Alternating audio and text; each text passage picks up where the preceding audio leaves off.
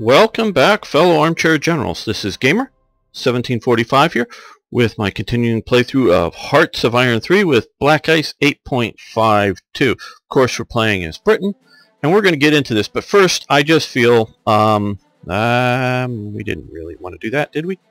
No, just adjusting my mouse pad here. An important issue. I know many of you have watched me for a long time and watched my German series, which is sort of a warning for today and the near future of that it could happen again. There's a group of people that have a non-profit organization, and a lot of what they do is disaster relief in America.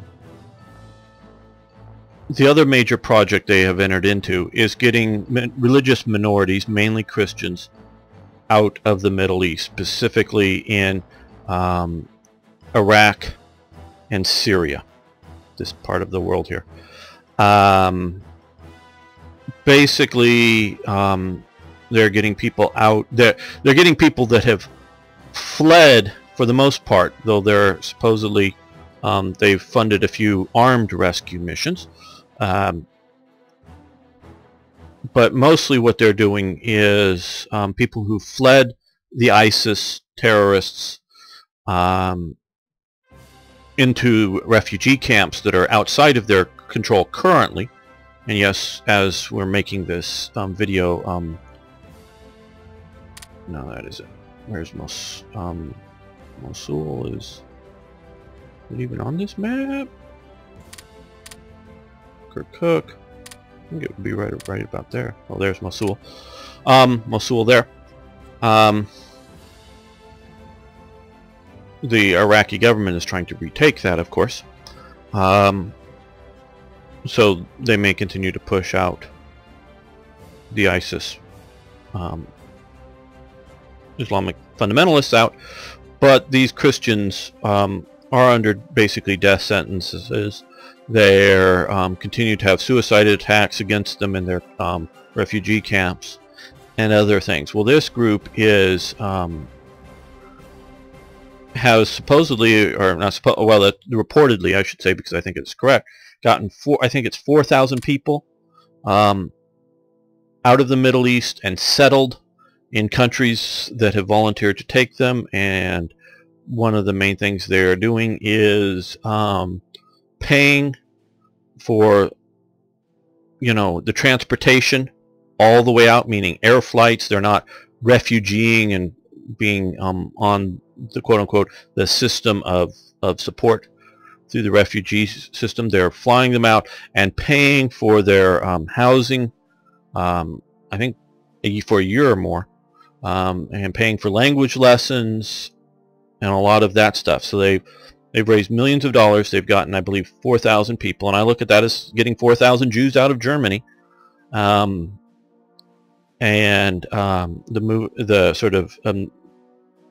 thing is, it's Mercury One is the charity. Never Again is sort of the program, and you can go to on my main channel page, on my channel header. There's a little sort of blue and gold square there in the right hand corner of it. You can click that and you can give money if you feel that you would like to be one of those, even just to yourself. Remember that you helped get people out of harm's way that were under death threats. Get them out of the Middle East. I understand, I guess they're moving a lot of them to Australia now. So if you feel that you can afford to and feel that it's a worthy cause, you can give to that to help get these people out of the Middle East. Christians who have been there since before there were Muslims, but they are going from no longer welcome to we're going to kill you. So it's a good cause, and this is what I can do for them, is to help in a small way promote the cause up. Okay, so back to playing the game.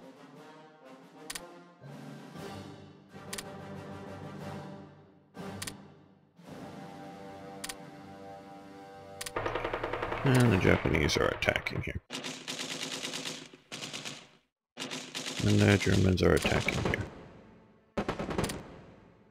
Got a lot of mountain troops in the mountains there, so that should help hold out against some of their attacks.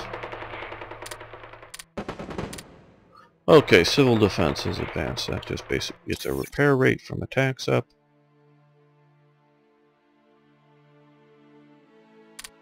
And we need to stop there.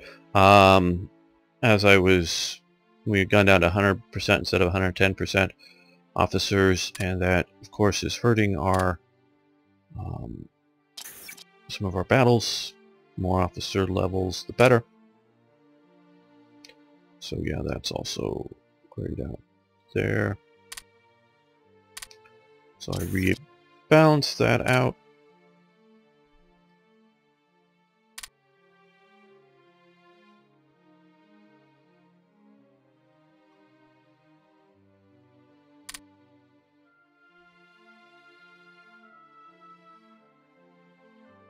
I think quality we have to look at over quantity. Okay, well, that means we have another front opening up. Just when I was getting ready to getting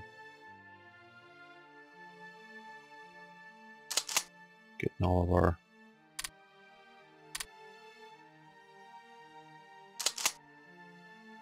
well, that's Tehran. We're going to leave them there. And we're going to leave you there.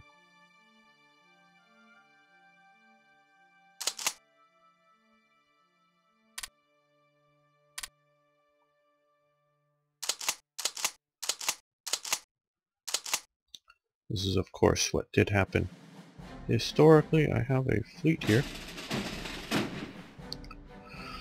with some units on it, which we will, instead of going to the Italian campaign, we'll go rush to Iraq. When Iraq boiled up historically, it was sort of a case like this, that the British did not have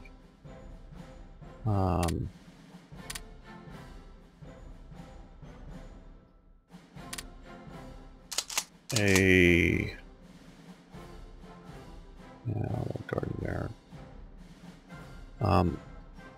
ability to deal with it immediately. So it ended up basically being troops from India were sent. We talked a lot about the Indian Army and their various roles in World War II, different units.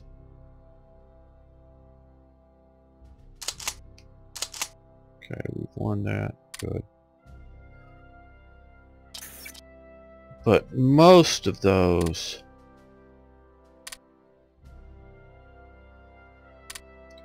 or most of that was units in the Indian Army units, and still staying such, but transferred to the, and they're coming after us again. You know, under the command of various British, you know, higher, you know, normally, most of the time I do believe it was, you know, divisional size units and smaller.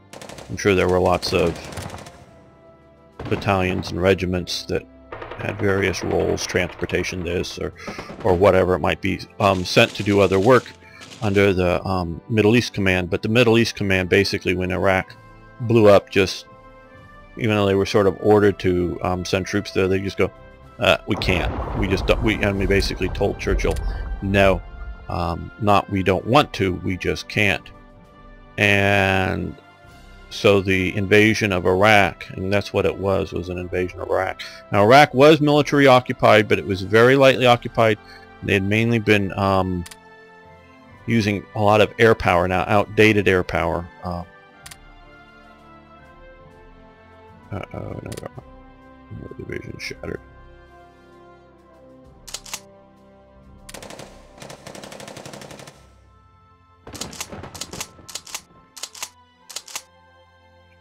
Outdated air power, you know, compared to dealing with the Axis, of course.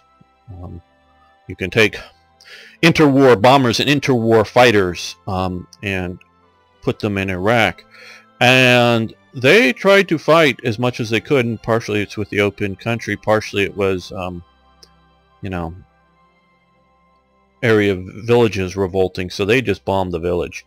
So they were using air power to deal with the occupation of Iraq. And there was an Iraqi army that was under Faisal. You probably have all watched Lawrence of Arabia, have you? And that's all going on around here. And this is Aqaba, the port of Aqaba that Lawrence takes across probably here or wherever. His army of camel guys, you know, the 100 or so or whatever it is, and then gets the local Arabs to take out the Turks here in Aqaba. And so Faisal was the sort of Mecca and Medina protector, or whatever had been. Well, of course Faisal wanted to be king of Arabia, but that just wasn't going to be. Now, he was a good, fairly loyal ally, puppet of the British, something like that. And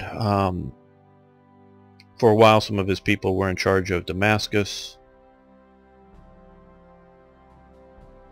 Here, of course. And as part of Lawrence of Arabia's, T.E. Lawrence, or however you want to say him, occupation, again, Arabic occupation against the Turks. Well, obviously the Sykes-Picot agreement between the French and the British drew vague map lines around Europe, and this was going to be the French mandate. This part was going to be the British mandate, and some of that was over known or suspected oil that both of them wanted to have their hands on. Now, the way it worked out is that this was the Palestine mandate under Britain, and it basically, you know, it's under the auspices of the League of Nations, so it wasn't a colonial possession of Britain, but it was run and administered by Britain.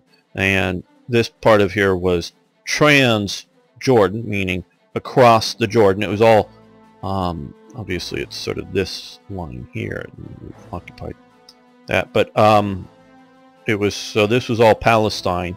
This is where these screwy names, if you will, and I'm being a little imprecise here, but generally this was the Palestine mandate. This was Trans-Jordan, on the far side of Jordan, and this was obviously not Trans-Jordan because it wasn't on the far side of the Jordan River. But that was a League of Nations mandate.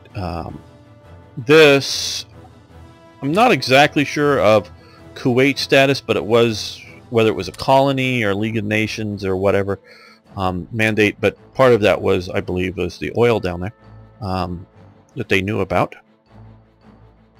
that the British wanted. Well, up here, this was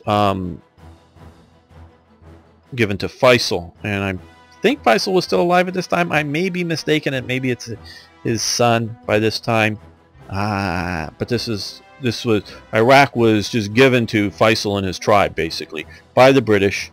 Instead of a League of Nations mandate, he was the king of it. Now, the British brought in a level of modern administration that these, I mean, there were obviously Arabs living in Baghdad and other places that were relatively cosmopolitans. They were they're sort of city Arabs to some degree or another, not as connected to, and you know, you find them in places like Damascus and Jerusalem that aren't as connected to tribal loyalties and tribal identities. This is my understanding of this. I could have this wrong. I'm sorry if I do. But so that you know, that we're a fairly relatively sophisticated group, but obviously the Turks had been administering it, so you didn't have a lot of people that were having an understanding of modern civil administration, modern governmental administration. So there was a lot of British people that had been experienced in the greater British colonial empire brought in to help administer this for Faisal and his monarchy. So Britain had full military access. Britain had, I'm sure, sweet trade deals. You know, so it was to some degree or another a puppet state of Britain, but it wasn't a League of Nations mandate like Palestine was for Britain and Syria was for France. It was this nominally independent country, Arabic monarchy, that Britain had a good relationship. Well, and it sort of provided a level of officers, which it was doing for the Jordanian army as well. The various Arab units there, they had long been doing that, and other parts of the British Arab Empire, so that they were doing a lot of that. Well, there was obviously a Iraqi, if you will, nationalist movement that more or less, mostly I think, really didn't like this foreign monarchy. I mean, it was an Arab monarchy from over here. Obviously, the House of Saud. This is all Arabia. You know, the Arab Peninsula. This is just Saudi's Arabia, meaning the House of Saud's part of Arabia. They ended up there. And a much less developed country. And by that, I mean, at this time, there may have been some railway here, but I don't even know if they're much. I mean, there was some coming in here. Ottoman Railway, don't really know how much was done, but you know, I'm talking sort of industrially, roads that were paved, you know, a generating power plant for a city for electricity and things like that. Saudi Arabia, at this time, again, I may be wrong, and I'm sure that there are exceptions, but the great bulk of it was a very underdeveloped country, where Iraq, Palestine, and Syria had been being developed by, and I'm talking about before World War I, had been being developed by the Ottoman Empire. And the British sort of took over that elements and helped run it, because the Arabs that became in power didn't have anyone, literally did not have anyone who understood how to run a power plant. And a lot of the people, again, my understanding was a lot of, in the Ottoman Empire, a lot of the key positions were held by Ottomans. Well, they weren't hanging around because they had basically been thrown out of the Arabic countries and went back to Turkey. They were Turks. They were Ottoman Turks. So they went back, so that there was, and I'm not saying there weren't Arabs working at the power plant, but really to run the thing and not just do some of the jobs. They just did not have the people who do it. As well as a lot of those local Arabs felt disenfranchised by having a desert dwelling, I'll call them an aristocrat, because they weren't all chiefs, they weren't all whatever, but fairly powerful person, and maybe sophisticated from a desert Arab standpoint, and some of them did have educations in other parts of the world, so they weren't all complete idiots. But just because you went to school in England for 6 months or 6 years doesn't mean you understand how to run a power plant, because there were a lot of English aristocrats who had no concept of how to maintain a city power plant, and you know, any of those kind of things. So they may have a great education on the Quran, on Arabic history. Again, I'm not trying to make these out as people that were ignorant. I'm trying to show that these were people that didn't necessarily have technical or modern organizational skills, but the locals that may have had them felt, and we can see this today with the various tribal shifts in Iraq. When the U.S. left, the tribes, the groups that were in power, swept a lot of the people out of power that the U.S. had put them into positions, And so it wasn't like in the new modern power plant situations that all of the Shiites or the Sunnis or whatever the various tribes, all the employees were kicked out. No, but all the management positions, if you weren't part of the right group, were fired, dismissed. And so the people working under them now felt that they were being oppressed by, and it wasn't they no longer had a stake in running of the government situation. So things have collapsed a bit in Iraq, and this is what was going to happen if the British didn't come in and help administer it. And so they did a similar thing like that. Well, Arab nationalists, as well as prompted by some German operations, got them to rebel against them. The British were held up in their air base and were sort of fighting some defensive operations. Think you know, one of these garrisons here of, a couple thousand men holed up in their main air base and whatever that they got in there. And the British Middle East Command just basically said, we can't send any troops. And there was little or no way at the time to send significant troops across here, I think. There was a desert road, but fuel, water, supplies, that's a major thing. It's really coming up through here, realistically, at the time, much more so than it is today. And so the Middle East Command just basically said no. So it ended up being an Indian Army operation, and that includes the British run Indian Army operation, but it was run out of India that ended up being the occupation force and battling back. Oh, and the revolt people didn't have mass approval either. Don't think it was purely a situation where,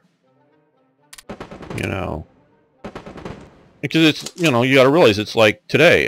There's lots of Christians, and there had been, a lot of, Saddam Hussein's foreign minister was a Christian Arab. So there have been lots of Christians in Iraq. There were, of course, Kurds. There were, and the Muslims were divided between Shias and Sunnis, and it was a Sunni uprising. It wasn't a Shia uprising. I'm pretty sure I got that right. Well, good thing I'm already moving these guys in here. They're almost into. I'll make it there before any.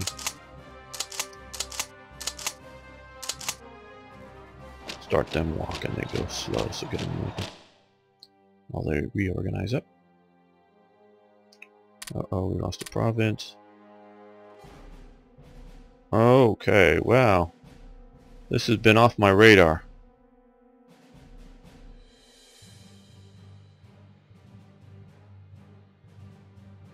So we need to go back to war against the Japanese here.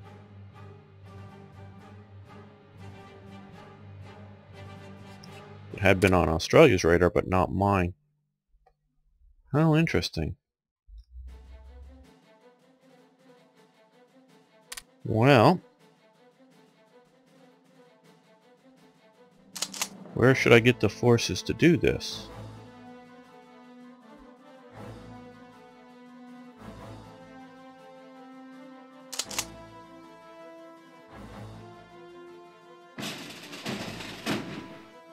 They've been beat up.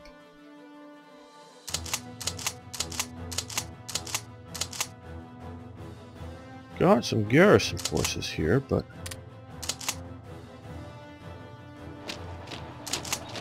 oh good, there's a good division there.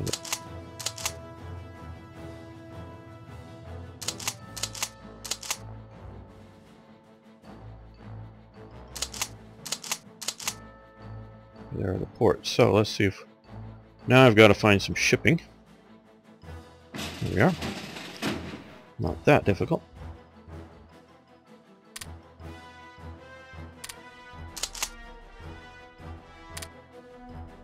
Strategic redeployment.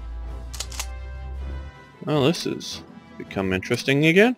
I was sort of kind of wondering what we were going to do for a while, other than hold the line in Italy and hold the line in Thailand until we start seeing a D-Day invasion. But we've got Iraq happening now, and we've got to deal again with the Japanese out here. How interesting. Okay, well, we're going to do more of that next episode. Thanks for watching. Thanks for liking the videos. Again, never again is now. If you can contribute, you know, I'm sure somebody somewhere would appreciate that. Thanks so much for watching. Thanks for liking the videos, and love to hear your comments. See you next time for more Hearts of Iron.